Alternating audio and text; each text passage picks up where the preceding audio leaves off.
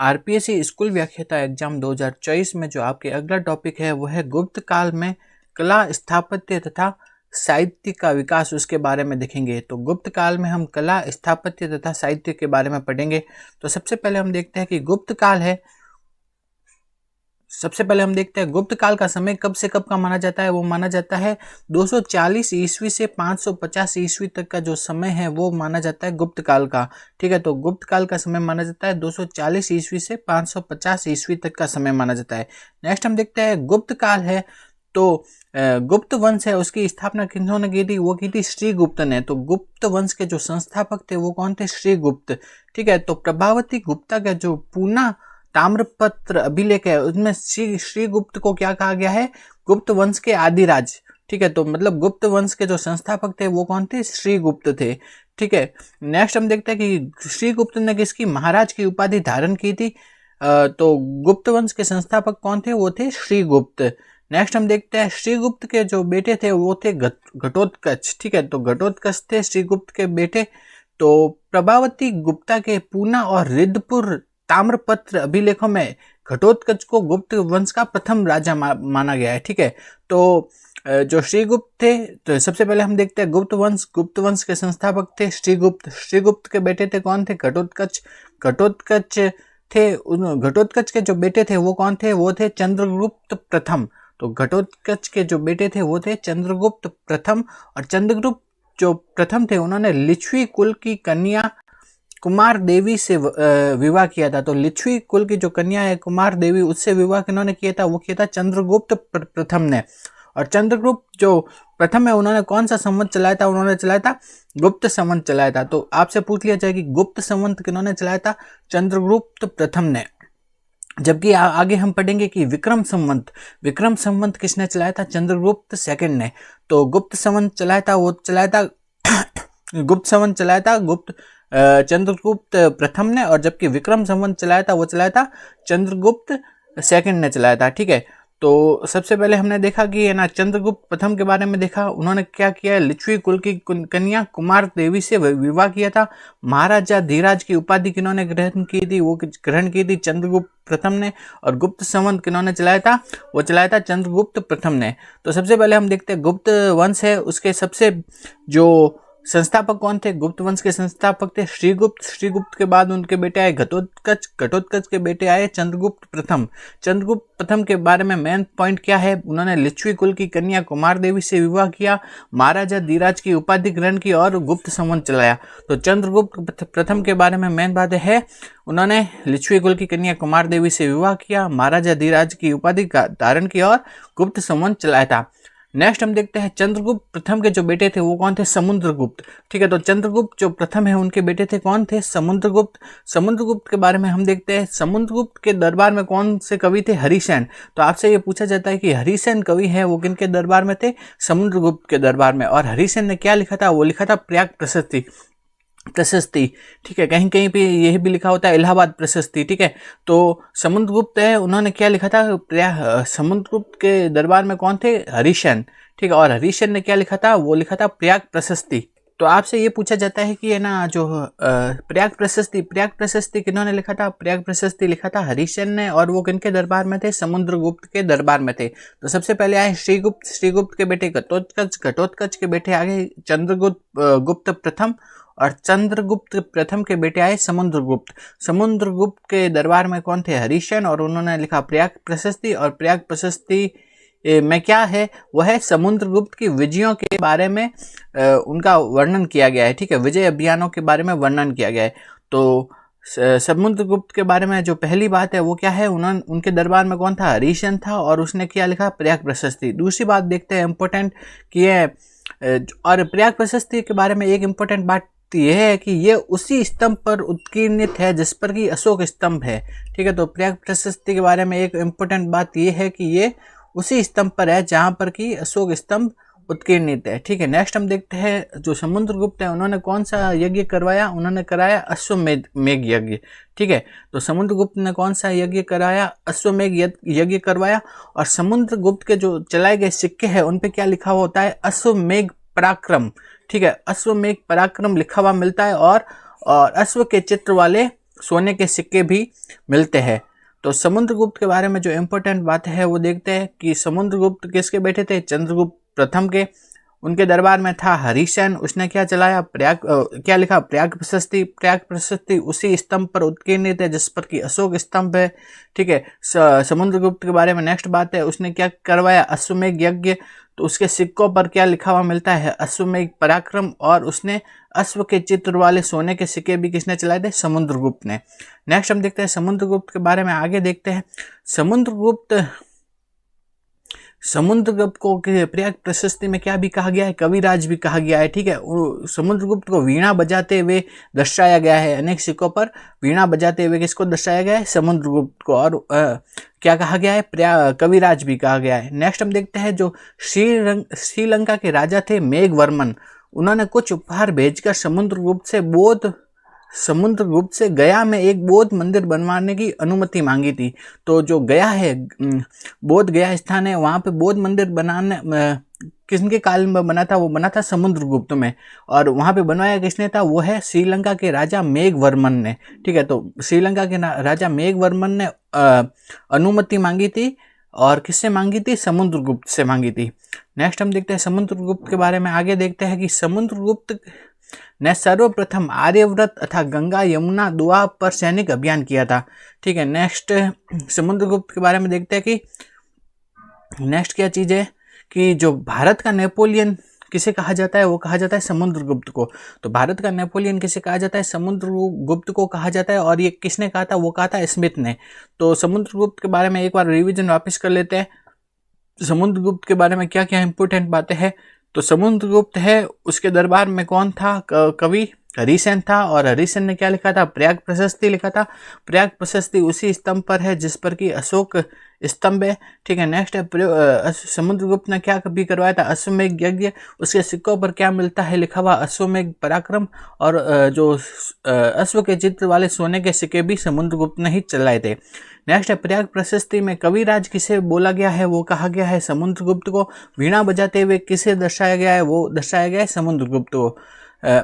जो श्रीलंका के राजा मेघवर्मन ने किससे बोध गया में बौद्ध मंदिर बनवाने की अनुमति मांगी थी? वो मांगी थी समुद्रगुप्त से।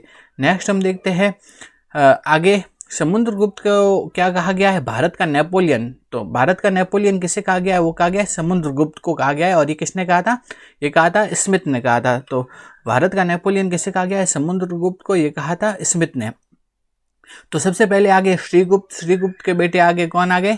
श्रीगुप्त के बेटे हैं घटोत्कच के बेटे चंद्रगुप्त प्रथम के बारे में 3 बातें इंपॉर्टेंट ये थी कि उन्होंने लिच्छवी कुल की कन्या कुमार देवी से विवाह किया, महाराजा धीराज की उपाधि धारण की, और तीसरा उनके बारे में मेन बात थी कि उन्होंने गुप्त संवत चलाया था। चंद्रगुप्त प्रथम के बाद आगे उनके बेटे समुद्रगुप्त के दरबार में हरिसेन जो कवि था उसने प्रयाग प्रशस्ति लिखा, और समुद्रगुप्त को भारत का नेपोलियन कहा जाता है। नेक्स्ट है समुद्रगुप्त ने क्या कराया था? अश्वमेध यज्ञ करवाया था, और उसके सिक्कों पर अश्वमेध पराक्रम लिखा हुआ मिलता है। अब समुद्रगुप्त के बाद उनके बेटे आए चंद्रगुप्त द्वितीय है, उनको ही मेनली क्या कहा जाता है? विक्रमादित्य। ठीक है। चंद्रगुप्त द्वितीय है, उन्होंने ही एक उपाधि धारण की थी। क्या धारण की थी? विक्रमादित्य। तो विक्रमादित्य किसे कहा जाता है? वो कहा जाता है चंद्रगुप्त द्वितीय को कहा जाता है। तो चंद्रगुप्त द्वितीय ने कौन सा संवत चलाया था? विक्रम संवत चलाया था। ठीक है। तो विक्रम संवत तो किसने चलाया था? चंद्रगुप्त द्वितीय ने, जबकि गुप्त संवत चलाया था चंद्रगुप्त प्रथम ने। तो जो चंद्रगुप्त द्वितीय था ना, उसने किस पे? शक थे ना, शक पे विजय के पश्चात विक्रमादित्य की उपाधि धारण की और विक्रम संवत चलाया था। तो विक्रम संवत और जो विक्रमादित्य की उपाधि कब धारण की थी चंद्रगुप्त द्वितीय ने? वो है शकों पर विजय के पश्चात। चंद्रगुप्त द्वितीय की जो पुत्री थी उनका नाम क्या था? प्रभावती गुप्ता। ठीक है। उनका जो विवाह हुआ था वो हुआ था वाकाटक के नरेश रुद्रसेन द्वितीय से हुआ। जब रुद्रसेन द्वितीय की मृत्यु हो गई तो चंद्रगुप्त ने अप्रत्यक्ष रूप से वाकाटक राज्य को अपने राज्य में मिला लिया। तो चंद्रगुप्त द्वितीय के बारे में पहला तो इम्पोर्टेंट पॉइंट ये आ गया कि इनका दूसरा नाम क्या है? विक्रमादित्य, और इन्होंने चलाया था Vikram Samvat.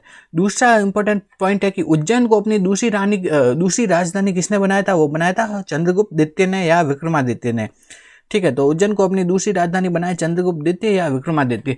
Next important point आ गया कि चीनी यात्री जो फायान है वो किसके काल में भारत आया था? तो वो आया था चंद्रगुप्त द्वितीय या विक्रमादित्य के काल में। तो चीनी यात्री फायान भारत कब आया था? चंद्रगुप्त द्वितीय या विक्रमादित्य के काल में भारत आया था।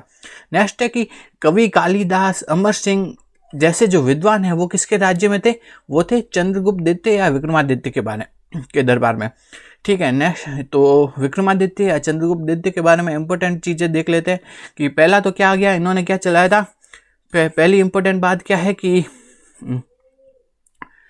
पहली बात इंपॉर्टेंट है कि है ना, चंद्रगुप्त द्वितीय को क्या भी कहा जाता है? विक्रमादित्य कहा जाता है। और इन्होंने कौन सा संवत चलाया था? इन्होंने चलाया था विक्रम संवत चलाया था। तो चंद्रगुप्त द्वितीय ने जो विक्रम संवत चलाया था वो किससे पर विजय के पश्चात चलाया था? शकों पर विजय के पश्चात। चंद्रगुप्त द्वितीय की पुत्री कौन थी? वो थी प्रभावती गुप्ता। और प्रभावती गुप्ता के विवाह कहाँ हुआ था? वाकाटक के राजा रुद्रसेन से। दूसरा चंद्रगुप्त द्वितीय के बारे में जो इंपॉर्टेंट पॉइंट है कि उज्जैन को अपनी दूसरी राजधानी बनाया था चंद्रगुप्त द्वितीय या विक्रमादित्य ने। नेक्स्ट है कि चीनी यात्री फायान वो किसके काल में भारत आया था? वो आया था चंद्रगुप्त द्वितीय या विक्रमादित्य के काल में। कवि कालिदास और अमर सिंह जैसे विद्वान किसके दरबार में थे? वो चंद्रगुप्त द्वितीय या विक्रमादित्य के दरबार में थे। तो चंद्रगुप्त द्वितीय या विक्रमादित्य के बारे में इंपॉर्टेंट बात, पहला तो क्या हो गया, उन्होंने विक्रम संवत चलाया था। नेक्स्ट है उज्जैन को अपनी दूसरी राजधानी बनाया था। और तीसरा है फायान जो चीनी यात्री है वो किसके काल में भारत आया था? वह है चंद्रगुप्त द्वितीय या विक्रमादित्य के काल में। अमर सिंह और कालिदास जैसे जो विद्वान है वो किसके दरबार में थे? वो थे चंद्रगुप्त द्वितीय या विक्रमादित्य के दरबार में।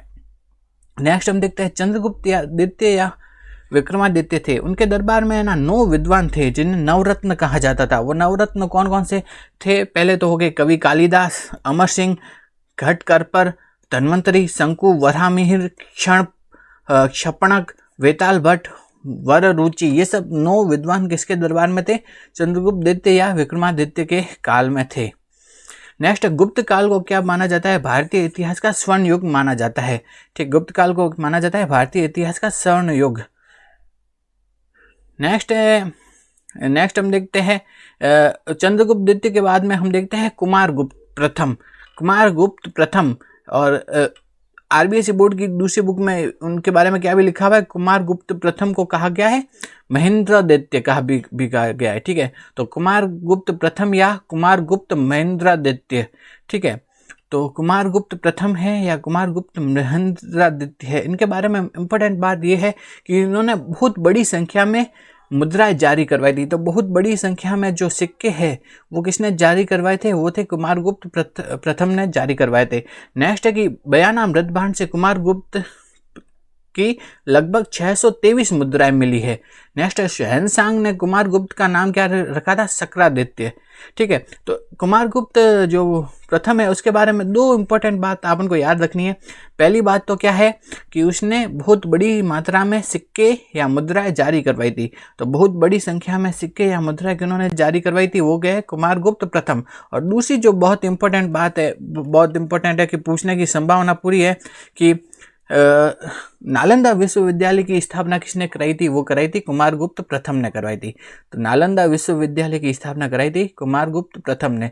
तो कुमारगुप्त प्रथम के बारे में 2 इंपॉर्टेंट बात, पहली तो ये हो गई कि उसने बहुत बड़ी संख्या में सिक्के जारी करवाए, दूसरी नालंदा विश्वविद्यालय की स्थापना कराई कुमारगुप्त प्रथम ने। तो एक बार वापस देख लेते हैं। सबसे पहले आगे श्रीगुप्त के जो बेटे थे घटोत्कच के बेटे थे चंद्रगुप्त प्रथम के बेटे थे समुद्रगुप्त के बेटे थे कौन? चंद्रगुप्त द्वितीय या विक्रमादित्य के बाद आए कुमारगुप्त प्रथम। अब कुमारगुप्त प्रथम के हैं, उनके बाद कौन आए? स्कंदगुप्त आए। कुमारगुप्त प्रथम के बाद आए स्कंदगुप्त है। उनके बारे में एक इंपॉर्टेंट बात ये है, इन्होंने भी अश्वमेघ यज्ञ करवाया था। तो अश्वमेघ यज्ञ का आपको पूछ ले तो ठीक है, तो जो अश्वमेघ यज्ञ है वो किसने करवाया था? वो कराया था कुमारगुप्त प्रथम ने। ठीक है, तो स्कंदगुप्त नहीं है, कुमारगुप्त प्रथम। ठीक है, तो कुमारगुप्त प्रथम के बारे में एक इंपॉर्टेंट बात ये भी है कि इन्होंने क्या कराया था? अश्वमेघ यज्ञ करवाया था। ठीक है, और अश्वमेघ यज्ञ करवाया था ना, वो किसने कराया था? एक तो हो गए समुद्रगुप्त और दूसरे हो गए कुमारगुप्त प्रथम। इन दोनों ने करवाया था, अश्वमेघ यज्ञ करवाया था। तो एक तो हो गए समुद्रगुप्त और दूसरे हो गए कुमारगुप्त प्रथम। इन दोनों ने करवाया था, अश्वमेघ यज्ञ करवाया था। ठीक है। नए और जो कुमार गुप्त के बारे में पहली बात इंपॉर्टेंट ये है कि इन्होंने नालंदा विश्वविद्यालय की स्थापना की थी। नेक्स्ट हम देखते हैं, आगे हम देखते हैं, नेक्स्ट है कि जो सुदर्शन झील है, ये इंपॉर्टेंट है, ये पूछा जाता है कि सुदर्शन झील का जो पुनर्निर्माण है वो किसने करवाया था। तो सुदर्शन झील है उसका पुनर्निर्माण कराया था जो किसके काल में हुआ था, वो हुआ था स्कंदगुप्त के काल में। ठीक है, तो सुदर्शन झील का जो पुनर्निर्माण हुआ था वो हुआ था स्कंदगुप्त के काल में, और इसका पुनर्निर्माण किसने कराया था, सौराष्ट्र प्रांत के जो राज्यपाल थे पर्णदत्त। ठीक है, सौराष्ट्र राज्य के राज्यपाल थे पर्णदत्त, उनके पुत्र वह गिरनार के जो प्रशासक थे चक्रपालित, उन्होंने कराया था सुदर्शन झील का पुनर्निर्माण। ठीक है, तो सुदर्शन झील का जो पुनर्निर्माण किसने करवाया था, वो कराया था हुआ तो किसके काल में था, स्कंदगुप्त के काल में, और करवाया किसने था, वो है जो सौराष्ट्र प्रांत के राज्यपाल पर्णदत्त थे। ठीक है, उनके जो बेटे थे गिरनार के प्रशासक चक्रपालित। ठीक है, तो जो सुदर्शन झील का निर्माण कराया था वो कराया था चक्रपालित ने, जो कि कहाँ के प्रशासक थे, गिरनार के, और वो किसके बेटे थे, वो थे पर्णदत्त के। ठीक है, और पर्णदत्त कहाँ के राज्यपाल थे, वो थे सौराष्ट्र के। ठीक है, तो सुदर्शन झील का निर्माण हुआ था स्कंदगुप्त के काल में और करवाया था गिरनार के प्रशासक चक्रपालित ने करवाया था। नेक्स्ट हम देखते हैं आगे, स्कंदगुप्त के बाद में देखते हैं गुप्त काल में जो मंदिर है, गुप्त काल के जो मंदिर है उनके बारे में देख लेते हैं। इंपॉर्टेंट पूछा जाता है, बहुत इंपॉर्टेंट है, बहुत बार पूछा जाता है। गुप्त काल के जो मंदिर है वो कौन सी शैली में बने होते हैं, वो बने होते हैं नागर शैली में। इंपॉर्टेंट बात है कि गुप्त काल के मंदिर है वो कौन सी शैली में बने होते हैं, नागर शैली में। नागर शैली की विशेषता क्या है, तो नागर शैली के बारे में 5 विशेषताएं, मुख्य विशेषता ये है कि पहला तो उसमें क्या होता है, आधार पीठिका। नागर शैली के मंदिरों में मेनली क्या पाया जाता है, आधार पीठिका। उनमें क्या पाया जाता है, गर्भगृह भी पाया जाता है, सभा मंडप होता है, शिखर होता है, अंतराल होता है, प्रदक्षिणा पथ होता है, और द्वार पर गंगा यमुना की मूर्तियां पाई जाती है। ये बहुत इंपॉर्टेंट है कि गुप्त काल के मंदिर कौन सी शैली में बने हैं, वो है नागर शैली में। नागर शैली जो मंदिर होते हैं उनकी विशेषता क्या है, पहले तो है आधार पीठिका, दूसरी क्या है, उसमें क्या पाया जाता है, गर्भगृह। तीसरा क्या है, सभा मंडप पाया जाता है। नेक्स्ट है शिखर पाया जाता है, इनमें अंतराल पाया जाता है, और प्रदक्षिणा पथ पाया जाता है। उसके अलावा द्वार पर गंगा यमुना की मूर्तियां भी पाई जाती है। ये सब किसकी विशेषता है, ये सब है गुप्त काल के जो मंदिर है जो कि नागर शैली में बनते हैं उनकी विशेषता है। तो गुप्त काल के जो मुख्य मंदिर कौन कौन से हैं, मुख्यतः 5 मंदिर है जिनके बारे में याद रखना है। पहला है तिगवा का विष्णु मंदिर। तो गुप्त काल में जो बने हुए मुख्यतः मंदिर कौन से हैं, पहला है तिगवा का विष्णु मंदिर, दूसरा है भूमरा का शिव मंदिर, दूसरा कौन सा है, भूमरा का शिव मंदिर, तीसरा है नाचना कुठार का पार्वती मंदिर, चौथा है भीतरी गांव का लक्ष्मण मंदिर, और छठा है देवगढ़ का दशावतार मंदिर। 6 मंदिर है। ठीक है, 6 मंदिर इंपॉर्टेंट है जो कि गुप्त काल में बने हैं। पहला तो क्या हो गया, तिगवा का विष्णु मंदिर हो गया, दूसरा हो गया भूमरा का शिव मंदिर, तीसरा हो गया नाचना कुठार का पार्वती मंदिर, चौथा हो गया भीतरी गांव का लक्ष्मण मंदिर, और देवगढ़ का दशावतार मंदिर। ये मंदिर है। ठीक है, ये कौन से काल में बने हैं, ये बने हैं गुप्त काल में। ठीक है, पहला तो क्या हो गया, तिगवा का विष्णु मंदिर, दूसरा हो गया भूमरा का शिव मंदिर, तीसरा हो गया नाचना कुठार का पार्वती मंदिर, चौथा है भीतरी गांव का लक्ष्मण मंदिर, और पांचवा है देवगढ़ का दशावतार मंदिर। सॉरी, 6 नहीं, कितने हैं, 5 मंदिर है। ठीक है, 5 मंदिर है जो कि गुप्त काल में बने हैं। ये बहुत इंपॉर्टेंट है, याद करना है।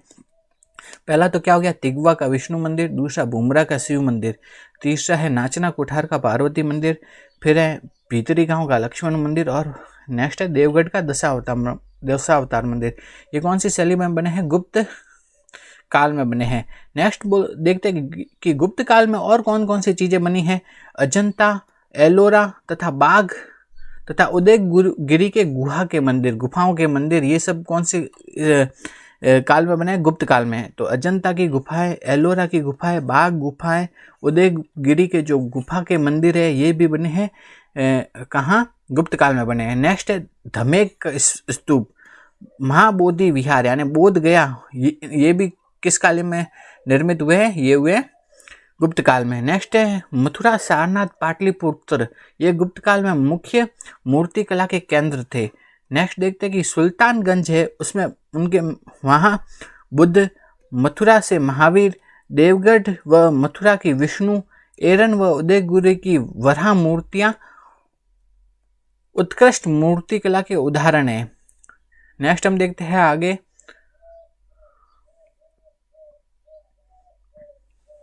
अब देखते हैं कि गुप्त काल में साहित्य में कौन कौन सी प्रमुख रचनाएं हुई, उनके बारे में देखते हैं। पहला है गुप्त काल में क्या है, प्रयाग और महरौली जो प्रशस्तियां हैं इनकी रचना कहाँ हुई थी, गुप्त काल में होती। महरौली प्रशस्ति और प्रयाग प्रशस्ति इनकी रचना हुई थी गुप्त काल में। नेक्स्ट है स्वप्नवासवदता। स्वप्नवासवदता की रचना की थी भास ने। मृच्छकटिकम की रचना की थी शूद्रक ने। ठीक है। मुद्रा राक्षस की रचना की थी विशाख दत्त ने। अभिज्ञान शाकुंतलम की रचना की थी किन्होंने, कालिदास ने। और अभिज्ञान शाकुंतलम रघुवंश, ठीक है, इनकी रचना की थी किन्होंने, कालिदास ने। ठीक है, तो ये इंपॉर्टेंट है, पूछते हैं कि स्वप्नवासवदता की रचना की थी भास ने। मृच्छकटिकम की रचना की थी शूद्रक ने। ठीक है। मुद्रा राक्षस की रचना की थी विशाख दत्त ने। अभिज्ञान शाकुंतलम और रघुवंश की रचना की थी महाकवि कालिदास ने। ठीक है। नेक्स्ट हम देखते हैं गुप्त काल में अमरकोश की रचना भी वो किसने की थी, अमर सिंह ने। ठीक है। चंद्र व्याकरण की रचना की थी चंद्र गोमिन ने। ठीक है। नेक्स्ट है कि पंचतंत्र की रचना की थी विष्णु शर्मा ने। और क्या है, सांख्यकारिका तथा दिंगनाग, ठीक है, इसकी रचना की थी ईश्वर कृष्ण ने, इनकी रचना की थी। तो ये याद रखना कुछ इंपॉर्टेंट है। नेक्स्ट है कि आगे हम देखते हैं गुप्त काल नालंदा विश्वविद्यालय है, उसकी स्थापना किसने की थी, वो की थी कुमारगुप्त प्रथम ने। और नालंदा विश्वविद्यालय में कुलपति कौन कौन थे, गणमति, स्थिरमति, शीलभद्र, ये सभी कहाँ के थे, यहाँ के कुलपति थे। ठीक है। तो नालंदा विश्वविद्यालय की स्थापना तो किसने की थी, कुमारगुप्त प्रथम ने।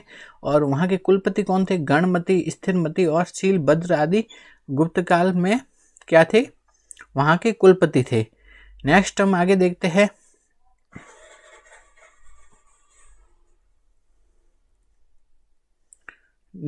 कि महरौली का लोह स्तंभ, ठीक है, महरौली का लोह स्तंभ, सुल्तानगंज में बुद्ध की 1 टन की तांबे की मूर्ति, ये सब क्या है, ये कहाँ से प्राप्त हुए, ये प्राप्त हुए है गुप्त काल से। ठीक है। तो महरौली का जो है लोह स्तंभ है और सुल्तानगंज की जो बुद्ध की 1 टन की जो तांबे की मूर्ति है, ये सब किस काल से संबंधित है, गुप्त काल से। तो महरौली का लोह स्तंभ, ठीक है, सुल्तानगंज की बुद्ध की तांबे की प्रतिमा, ये सब किस काल से संबंधित है, ये सब संबंधित है गुप्त काल से संबंधित है। नेक्स्ट हम देखते हैं आगे जो सुदर्शन झील है, सुदर्शन झील वाला हमने देख लिया एक बार, ये सुदर्शन झील है, उसका जो पुनरुद्धार किसने करवाया था, वो करवाया था चक्रपालित ने। ठीक है। चक्रपालित है, उन्होंने सुदर्शन झील का पुनरुद्धार कराया था। और उनका जो पुनर्निर्माण किस काल में हुआ था, वो हुआ था स्कंदगुप्त के काल में हुआ था। RPSC first grade teacher exam 2024 में जो आपका जो पहला पेपर है उसमें एक टॉपिक दिया गया है मुगल काल में साहित्य, कला तथा स्थापत्य का विकास, उसके बारे में अब हम देखते हैं। तो सबसे पहले हम देखते हैं बाबर ने क्या क्या बनवाया था उसके बारे में देखते हैं। तो पानीपत में काबुली बाग मस्जिद, तो उसका निर्माण किसने कराया था, बाबर ने। तो काबुली बाग मस्जिद कहाँ है, पानीपत में, उसका निर्माण कराया था बाबर ने। संभल में जामा मस्जिद का निर्माण भी कराया था बाबर ने। हिसार में जामा मस्जिद का निर्माण भी किसने कराया था, बाबर ने। तो ये क्या है, तो बाबर ने क्या क्या बनाया था, एक तो है पानीपत की काबुली बाग मस्जिद, तो काबुली बाग मस्जिद कहाँ है, पानीपत में, उसका निर्माण कराया था बाबर ने। संभल में जामा मस्जिद है जो कि कहाँ है, संभल में, उसका निर्माण भी बाबर ने कराया था। और हिसार की जामा मस्जिद, इसका निर्माण भी कराया था बाबर ने। तो बाबर ने क्या क्या बनाया था, काबुली बाग मस्जिद पानीपत, जामा मस्जिद संभल में और जामा मस्जिद हिसार में, इसका निर्माण कराया था बाबर ने। नेक्स्ट हम देखते हैं बाबर की जो आत्मकथा, बाबर ने अपनी आत्मकथा लिखी थी, उसका नाम क्या है, तुजू के बाबरी या बाबरनामा। ये किस भाषा में थी, तुर्की भाषा में थी। तो बाबर की जो आत्मकथा थी तुजू के बाबरी, वो किस भाषा में थी, वो थी तुर्की भाषा में। नेक्स्ट हम देखते हैं आराम बाग जो कि कहाँ है, आगरा, उसका निर्माण भी किसने कराया था, बाबर ने कराया था। आराम बाग जो कि कहाँ है, आगरा में है, उसका निर्माण भी कराया था बाबर ने। तो बाबर ने क्या क्या बनाए थे, ये सब पूछे जा चुके हैं एग्जाम में, आरपीएससी फर्स्ट ग्रेड के एग्जाम में। कि पानीपत की जो काबुली बाग मस्जिद बाबर ने बनाई, संभल की जामा मस्जिद भी बाबर ने बनाई, हिसार की जामा मस्जिद भी बाबर ने बनाई, आराम बाग जो कि कहाँ है, आगरा में, उसका निर्माण भी कराया था बाबर ने। नेक्स्ट हम देखते हैं हुमायूं। तो हुमायूं के बारे में देखते हैं। यमुना नदी के किनारे दीन पनाह नामक नगर की स्थापना किसने की थी? हुमायूं ने। तो दीन पनाह जो नगर है उसकी स्थापना किसने की थी? हुमायूं ने की थी। नेक्स्ट की हुमायूं है वो ईरान से दो चित्रकारों को भारत लाया था। उनके नाम क्या क्या है? तो उन चित्रकारों के नाम है मीर सैयद अली और अब्दुल समद। ये तो बहुत बार पूछा जा चुका है कि हुमायूं है जो कि क्या है, ईरान से दो चित्रकार भारत लाया था। वो चित्रकार कौन कौन से हैं? पहले तो है मीर सैयद अली और अब्दुल समद, इंपॉर्टेंट है। तो हुमायूं जो कौन कौन से चित्रकारों को भारत लाया था? एक तो है मीर सैयद अली और दूसरा है अब्दुल सैयद। इन दोनों को ईरान से लाया था भारत। ये दोनों क्या है? चित्रकार। एक तो है मीर सैयद अली और दूसरा है अब्दुल समद। ये दोनों चित्रकार है। इनको कौन लाया था? हुमायूं लाया था। और कहाँ से लाया था? ईरान से लाया था। नेक्स्ट है हुमायूं नामा पुस्तक, ये किसने लिखी थी? गुलबदन बेगम ने। हुमायूं नामा पुस्तक लिखी थी गुलबदन बेगम ने। हुमायूं नामा पुस्तक लिखी थी किसने? गुलबदन बेगम ने। नेक्स्ट कि अकबर के काल में कौन कौन सी प्रमुख इमारतें बनी, उसको हम देखते हैं। तो अकबर के काल में जो बनने वाली जो प्रमुख इमारतें हैं उनके बारे में देखते हैं। सबसे पहली इमारत है हुमायूं का मकबरा। हुमायूं का मकबरा किसके काल में बना था? अकबर के काल में। लेकिन इसका निर्माण अकबर ने नहीं करवाया था, इसका निर्माण कराया था हुमायूं की जो पत्नी थी हाजी बेगम, उन्होंने करवाया था। तो हुमायूं की पत्नी हाजी बेगम ने बनाया था हुमायूं का मकबरा, ठीक है। और जो कि कहाँ स्थित है? दीन पनाह नगर, दिल्ली में स्थित है, ठीक है। तो हुमायूं का मकबरा कहाँ है? दिल्ली में स्थित है। और इसका निर्माण किसने कराया था? हुमायूं की पत्नी हाजी बेगम ने करवाया था। नेक्स्ट हम देखते हैं। और जो हुमायूं का मकबरा है उसके जो प्रधान कारीगर थे वो कौन थे? ईरान का था, ठीक है। उसका नाम था मिर्जा गियास। हुमायूं का मकबरा बनाने वाले जो प्रधान कारीगर था वो कहाँ का था? ईरान का। उसका नाम था मिर्जा गियास। भारत की पहली दोहरे गुंबद वाली इमारत कौन सी है? हुमायूं का मकबरा। बहुत इंपॉर्टेंट है, क्वेश्चन 2-3 बार पूछा जा चुका है कि भारत की जो पहली दोहरे बाग वाली इमारत है वो कौन सी है? वो है हुमायूं का मकबरा। तो भारत की पहली दोहरे जो गुंबद वाली इमारत है हुमायूं का मकबरा, जो कि कहाँ स्थित है? दिल्ली में। इसका निर्माण कराया था हुमायूं की पत्नी हाजी बेगम ने कराया था। और इसके लिए जो कारीगर आया था, प्रधान कारीगर, वो कहाँ से आया था? ईरान से आया था। उसका नाम था मिर्जा गियास। नेक्स्ट हम देखते हैं कि हुमायूं का मकबरा है ना वो 4 बाग की शैली में बना हुआ है, ठीक है। तो 4 बाग शैली के बगीचे में स्थित है। तो ये भी एसीएफ वाले में पूछा गया था ये क्वेश्चन। तो हुमायूं का मकबरा है वो कहाँ है? क्या 4 बाग शैली में बनाया हुआ है, ठीक है। तो हुमायूं का मकबरा कौन सी शैली में बनाया गया है? 4 बाग शैली में। नेक्स्ट है, और ये कौन से पत्थर से निर्मित है? लाल बलुआ पत्थर से निर्मित है। हुमायूं का मकबरा कौन सी शैली में बनाया गया? 4 बाग की शैली में बनाया गया है और बलुआ पत्थर से निर्मित है। तो अकबर के काल की प्रमुख इमारतें हम देख रहे थे, उसमें ना सबसे पहली इमारत हमने क्या पढ़ी है? वो है हुमायूं का मकबरा। हुमायूं का मकबरा किसके काल में बना था? अकबर के काल में। लेकिन इसका निर्माण किसने कराया था? वो कराया था हुमायूं की पत्नी हाजी बेगम ने। ये कहाँ स्थित है? दिल्ली में स्थित है। हुमायूं के मकबरे के लिए जो प्रधान कारीगर था वो था ईरान का मिर्जा गियास था। और भारत की जो पहली दोहरे गुंबद वाली इमारत कौन सी है? हुमायूं का मकबरा है। हुमायूं का मकबरा 4 बाग की शैली में बना हुआ है और ये लाल बलुआ पत्थर से बना हुआ है। नेक्स्ट हम देखते हैं अकबर के काल में और अगली क्या चीज़ बनी? आगरा का किला। आगरा का किला किसने बनाया था? अकबर ने बनवाया था, ठीक है। तो आगरा का जो लाल किला है वो किसने बनाया था? अकबर ने। जबकि दिल्ली का लाल किला आपसे पूछ लिया जाए वो बनाया था शाहजहां ने। तो आगरा का लाल किला बनाया था अकबर ने बनाया था। इसके जो शाही कारीगर था वो था कासिम खां। और इसका निर्माण लगभग 15 वर्ष तक चला था, ठीक है। तो आगरा का जो किला है वो किसने बनवाया था? अकबर ने बनवाया था। और इसका शाही कारीगर था कासिम खान। तो आगरा का किला बनाया था अकबर ने। नेक्स्ट हम देखते हैं जहांगीर महल। इंपॉर्टेंट है, पूछा जाता है, ये पूछा जाता है कि जहांगीर महल है वो कौन से किले में स्थित है। तो आपसे ऐसा प्रश्न पूछा गया था कि निम्न में से कौन सी इमारत है जो कि फतेहपुर सीकरी में नहीं है। तो फतेहपुर सीकरी में कौन सी नहीं है? वो है जहांगीर का किला। क्योंकि जहांगीर महल कहाँ नहीं है? फतेहपुर सीकरी में नहीं है। क्यों? क्योंकि ये कहाँ है? आगरा के किले में स्थित है, ठीक है। तो इम्पोर्टेंट है, याद रखना है कि जहांगीर महल कहाँ स्थित है? आगरा के किले में स्थित है। लेकिन इसका निर्माण किसने कराया था? अकबर ने करवाया था। तो जहांगीर महल कहाँ स्थित है? वो है आगरा के किले में स्थित है। इंपॉर्टेंट है क्वेश्चन कि जहांगीर महल कहाँ स्थित है? आगरा के किले में। और नेक्स्ट हम देखते हैं फतेहपुर सीकरी। वेरी इंपॉर्टेंट, पूछा जाता है इससे क्वेश्चन। फतेहपुर सीकरी क्या है? आगरा के निकट स्थित एक गांव था वहाँ पे कौन रहते थे? सूफी संत शेख सलीम चिश्ती रहते थे। तो अकबर वहाँ जाते रहते थे उनके दर्शन करने। तो नेक्स्ट है, अकबर ने यहाँ पर जो फतेहपुर सीकरी है वहाँ पर बहुत सारी इमारतें बनवाई थी। तो फतेहपुर सीकरी है वो कहाँ स्थित है? आगरा के निकट एक गांव है फतेहपुर सीकरी। वहाँ पे कौन रहते थे? शेख सलीम चिश्ती, ठीक है, सूफी संत शेख सलीम चिश्ती रहते थे। अकबर उनसे मिलने, उनके दर्शन करने जाते थे। तो अकबर ने क्या वहाँ पे बहुत सारी इमारतें बनवाई। तो वहाँ पे फतेहपुर सीकरी में जो प्रमुख इमारतें कौन कौन सी है वो देखते हैं। तो फतेहपुर सीकरी की जो प्रमुख इमारतें देखते हैं, तो फतेहपुर सीकरी में जो प्रमुख इमारतें जो कि अकबर ने बनवाई थी वो कौन कौन सी है? तो सबसे पहले हम देखते हैं दीवाने आम फतेहपुर सीकरी में, दीवाने खास ये भी फतेहपुर सीकरी में, पंचमहल इंपॉर्टेंट है, पूछा जाता है कि पंचमहल कहाँ स्थित है? वह फतेहपुर सीकरी में स्थित है। तो पंचमहल कहाँ स्थित है? वह फतेहपुर सीकरी में स्थित है और इसका निर्माण कराया था अकबर ने। पंचमहल कहाँ है? फतेहपुर सीकरी में। नेक्स्ट है शहजादों का मकतब, ये भी फतेहपुर सीकरी में। तुर्की सुल्ताना की कोठी, ये भी कहाँ है? फतेहपुर सीकरी में।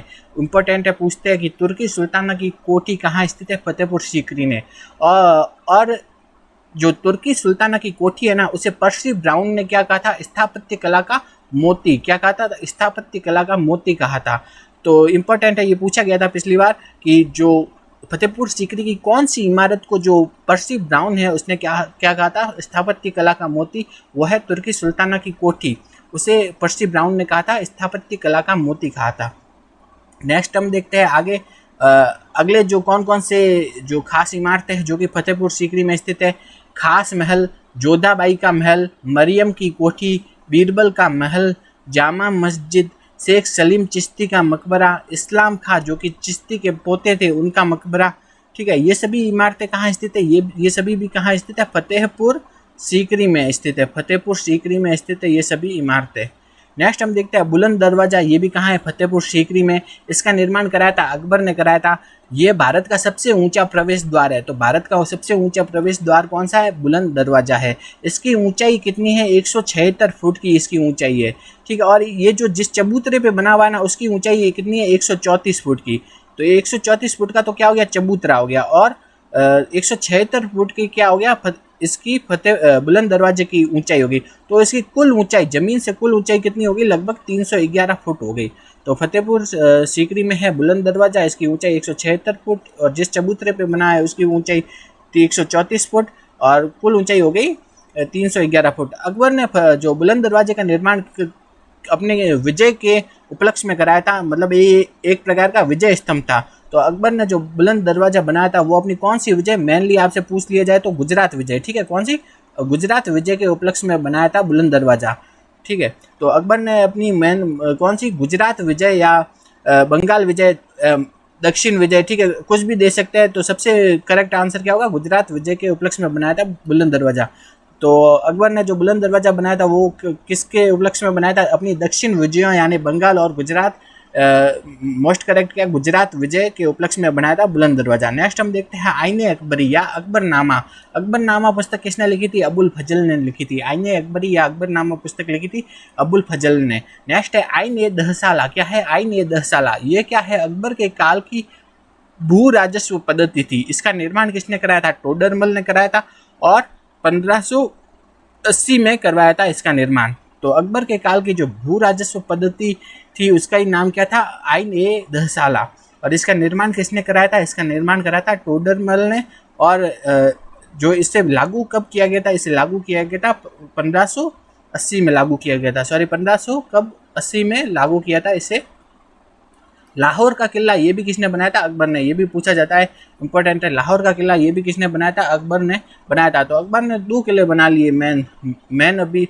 एक तो क्या हो गया? आगरा का लाल किला और दूसरा है लाहौर का किला। ये दोनों किसने बनाए थे? अकबर ने बनाए थे। तो फतेहपुर सीकरी की इमारतों के बारे में एक बार थोड़ा वापस देख लेते हैं, इंपॉर्टेंट है, पूछते हैं इसलिए। तो फतेहपुर सीकरी की मुख्य इमारतें जो अकबर ने बनाई थी वो दीवाने आम, दीवाने खास, पंचमहल। पंचमहल इंपॉर्टेंट है, याद रखना है कहाँ है? फतेहपुर सीकरी में। शहजादों का मकतब ये भी फतेहपुर सीकरी में। तुर्की सुल्ताना की कोठी ये भी कहाँ स्थित है? फतेहपुर सीकरी में। और इसे पर्सी ब्राउन ने क्या कहा था? स्थापत्य कला का मोती कहा था। नेक्स्ट है खास महल, जोधाबाई का महल, मरियम की कोठी, बीरबल महल, जामा मस्जिद, शेख सलीम चिश्ती का मकबरा, इस्लाम खां का मकबरा, बुलंद दरवाज़ा, ये सब कहाँ स्थित है? फतेहपुर सीकरी में। बुलंद दरवाजे का निर्माण जो अकबर ने कराया था वो अपनी गुजरात विजय के उपलक्ष्य में कराया था। नेक्स्ट हम देखते हैं लाहौर का किला भी किसने बनाया था? वो बनाया था अकबर ने बनाया था। अब हम फतेहपुर सीकरी के बाद में देखते हैं अकबर के बाद अब हम देखते हैं जहांगीर के बारे में। जहांगीर ने क्या क्या प्रमुख इमारतें बनाई थी? तो सबसे पहला क्या आ गया? अकबर का मकबरा। अकबर का मकबरा, इसकी योजना तो किसने बना ली थी? अकबर ने बना ली थी अपने जिंदा रहने तक। उससे बाद में इसका पूरा निर्माण पूर्ण किसने करवाया था? वो कराया था अकबर ने, क्या जहांगीर ने। तो अकबर के मकबरा है उसकी योजना तो अकबर ने बना ली थी, लेकिन इसके निर्माण को पूरा किसने किया था? वो किया था जहांगीर ने। और अकबर का मकबरा कहाँ स्थित है? सिकंदरा में स्थित है। तो अकबर का मकबरा कहाँ स्थित है? सिकंदरा में स्थित है। नेक्स्ट है कि कश्मीर में शालीमार बाग का निर्माण किसने कराया था? जहांगीर ने। इंपॉर्टेंट है, पूछा जा चुका है कि कश्मीर में शालीमार बाग है उसका निर्माण किसने कराया था? जहांगीर ने कराया था। कश्मीर जो श्रीनगर में ना निशात बाग का निर्माण किसने कराया था? वो कराया था आसफ खान है, जो कि नूरजहां का भाई था। ये पूछा जा चुका है, इंपॉर्टेंट है कि जो श्रीनगर में निशात बाग है उसका निर्माण किसने कराया था? आसफ खान, जो कि नूरजहां का भाई था, उसने निशात बाग का निर्माण कराया था श्रीनगर में। और शालीमार बाग का निर्माण किसने कराया था? जहांगीर ने कराया था। नेक्स्ट हम देखते हैं कि दिलकुश बाग जो कि कहाँ है? लाहौर में। इसका निर्माण भी किसने कराया था? जहांगीर ने करवाया था। नेक्स्ट हम देखते हैं आगे हम देखते हैं एतमादुद्दौला का मकबरा।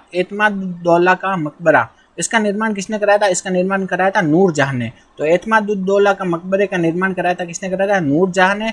और इसका निर्माण कब से कब हुआ? 1622 से 1628 के बीच में हुआ था। तो एतमादुद्दौला का मकबरा है उसका निर्माण कराया था नूरजहां ने। इसका निर्माण हुआ था 1622 से 1628 के बीच में। तो एतमादुद्दौला का मकबरा नूरजहां ने किसकी याद में बनाया था? अपने पिता गयास बेग की याद में बनाया था। तो एतमादुद्दौला का जो मकबरा है वो नूरजहां ने बनाया था और किसकी याद में? अपने पिता गयास बेग की याद में बनाया था। सफ़ेद संगमरमर से बना है ये मकबरा। तो एतमादुद्दौला का जो मकबरा है वो है किससे बना है? सफ़ेद संगमरमर से बना है। नेक्स्ट है पित्राड्यूरा का पहली बार प्रयोग किस इमारत में हुआ था? वो हुआ था एतमादुद्दौला के मकबरे में। तो ये भी पूछा जाता है कि पित्राड्यूरा, इसका जो पहली बार प्रयोग हुआ था ना वो भारत में किस इमारत में हुआ था? तो भारत की किस इमारत में सबसे पहले पित्राड्यूरा का प्रयोग हुआ था? वो है एतमादुद्दौला का मकबरा में। इंपॉर्टेंट है, पूछते हैं कि भारत की किस इमारत में सबसे पहले पित्राड्यूरा का उपयोग हुआ था? वो है एतमादुद्दौला के मकबरे में। नेक्स्ट हम देखते हैं जहांगीर है, उसने भी अपनी आत्मकथा लिखी।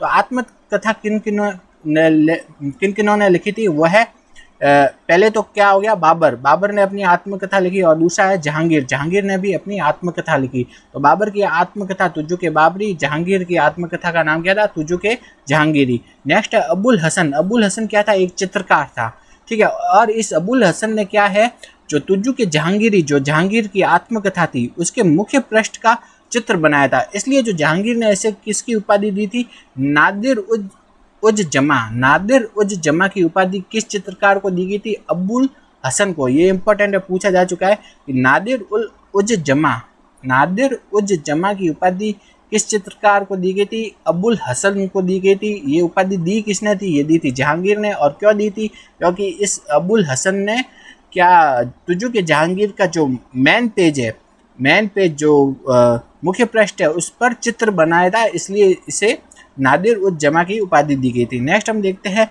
जहांगीर का मकबरा कहाँ है? शाहदरा लाहौर में स्थित है। इसकी योजना तो स्वयं जहांगीर ने बना दी थी और इसे पूरा किसने करवाया था? नूरजहां ने। नेक्स्ट है शाहजहां ने कौन कौन सी इमारतें बनाई? तो सबसे पहला ताजमहल तो सबको पता है किसने बनाया था? शाहजहां ने। नेक्स्ट है जामा मस्जिद, जो कि कहाँ स्थित है? दिल्ली में। इसका निर्माण कराया था शाहजहां ने। दिल्ली के लाल किले का निर्माण भी किसने कराया था? शाहजहां ने। दो इम्पोर्टेंट है ये कि जामा मस्जिद जो कि दिल्ली में, उसका निर्माण कराया था शाहजहां ने। और दिल्ली का जो लाल किला है उसका निर्माण कराया था शाहजहां ने। जबकि आगरा के लाल किले का निर्माण कराया था अकबर ने। नेक्स्ट है मोती मस्जिद, जो कि कहाँ है? आगरा के किले में। इसका निर्माण भी किसने कराया था? शाहजहां ने। तो आगरा के किले की मोती मस्जिद का निर्माण कराया था शाहजहां ने। नेक्स्ट हम देखते हैं बीबी का मकबरा। बीबी के मकबरे का निर्माण किसने कराया था? औरंगजेब ने करवाया था।